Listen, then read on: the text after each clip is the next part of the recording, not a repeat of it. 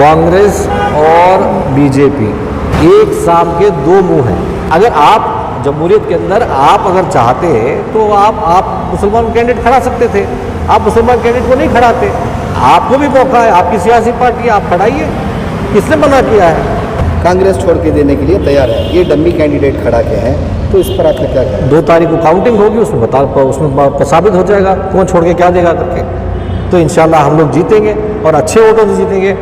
अपने अपने कैंडिडेटों को और बीजेपी को लेके आने के लिए जिम्मेदार सिर्फ खुद सिद्धरामैया है।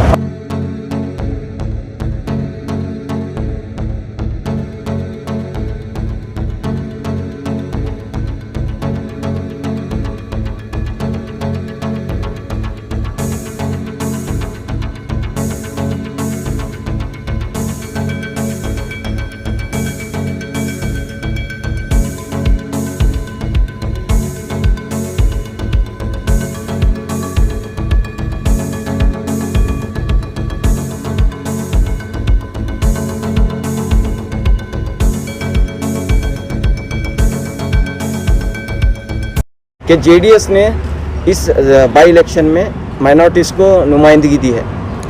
देखिए, जो बाई इलेक्शन हुआ है कि वहाँ के जो दोनों एमएलएस थे उनके इंतकाल होने के बाद यहाँ पे बाई इलेक्शन हुआ है हांगल और सिंदगी में हो रहा है।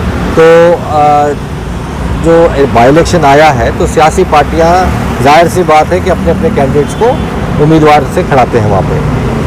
हमने जनता दल सेक्युलर पार्टी ने 2 उम्मीदवार मुसलमानों को दिया हमने, जो तालीम आफ्ताब हैं।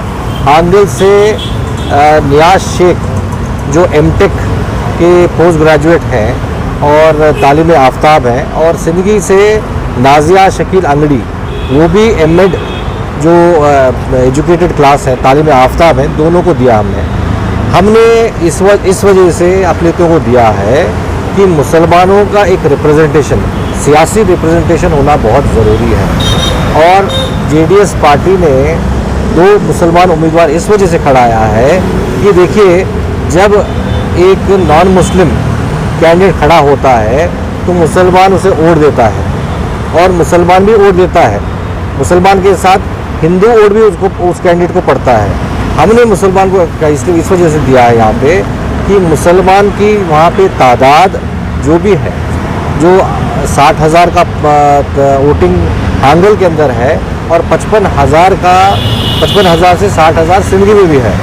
तो मुसलमानों में एक जज्बा आया हुआ है कि मुसलमान कैंडिडेट को लेके आना ज़रूरी है। कि दोनों क्षेत्र के अंदर जो मुसलमान हैं, हमारे वहाँ पे वोटर्स हैं, वो चाहते हैं कि असेंबली के अंदर मुसलमान जाए। और जनाब कुमारस्वामी साहब और देवेगौड़ा साहब ने मुसलमानों का और पॉलिटिकल रिप्रेजेंटेशन करने के लिए मुसलमानों को उम्मीदवार दी है।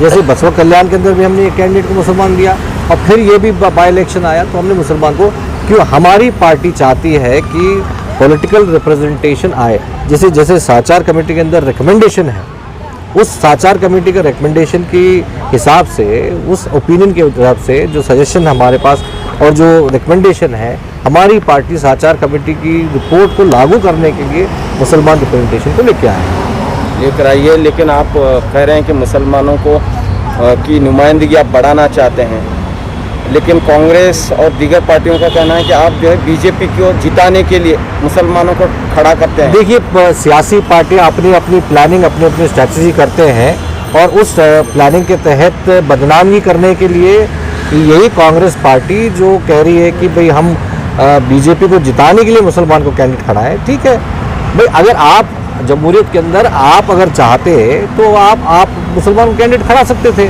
आप मुसलमान कैंडिडेट को नहीं खड़ाते। जब हमने मुसलमान कैंडिडेट को खड़ाया तो तोहमत आप आपको लगाते हैं कि हमने बीजेपी को जिताने के लिए हम मुसलमान कैंडिडेट खड़ा रहे हैं। भाई, आपको भी मौका है, आपकी सियासी पार्टी, आप खड़ाइए। किसने मना किया है? और आप होते कौन है हमको बोलने के लिए? तो सर, सिंदगी से कल एक स्टेटमेंट आया हुआ है, अगर सिंदगी की कैंडिडेट अगर जीतती है तो कांग्रेस की तरफ से जो स्टेटमेंट आया है, कांग्रेस छोड़ के देने के लिए तैयार है। ये डम्मी कैंडिडेट खड़ा के हैं, तो इस पर आपका क्या कहना है? 2 तारीख को काउंटिंग होगी, उसमें साबित हो जाएगा कौन छोड़ के क्या देगा करके।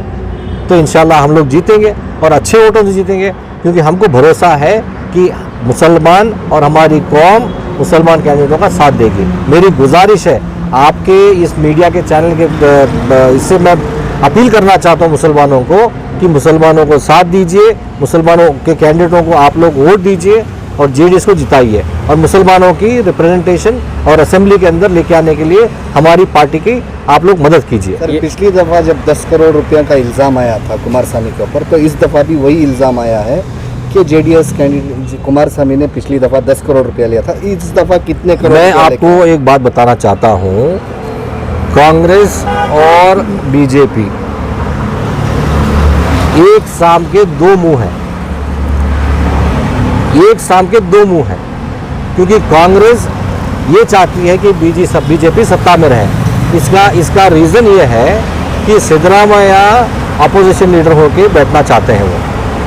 वो कभी नहीं चाहते कि कांग्रेस हुकूमत करे, क्योंकि उनको पता है कि सिद्धरामैया अब कभी भी मुख्यमंत्री नहीं बनेंगे, चीफ मिनिस्टर नहीं बनेंगे, क्योंकि DK Shiv Kumar chief minister के दावेदार हैं और सिद्धरामैया के चेहरे चपाटे उनको कह रहे हैं कि वो सिद्धरामैया चीफ मिनिस्टर बने। सिद्धरामैया बहुत अक्लमंदी से अपना खेल खेल रहे हैं कि सिद्धरामैया अपोजिशन लीडर में रहे और बीजेपी को हुकूमत बनाए, और ये दोनों की मिलीभगत है कि ये लोग है ना अपने अपने कैंडिडेटों को और बीजेपी को लेके आने के लिए जिम्मेदार सिर्फ खुद सिद्धरामैया है और इक़्तिदार में आने के जिम्मेदार सिद्धरामैया है। बीजेपी को इक़्तिदार में लेके आने के सिद्धरामैया ही एक रीज़न है और सिद्धरामैया की वजह से ही बीजेपी आई है।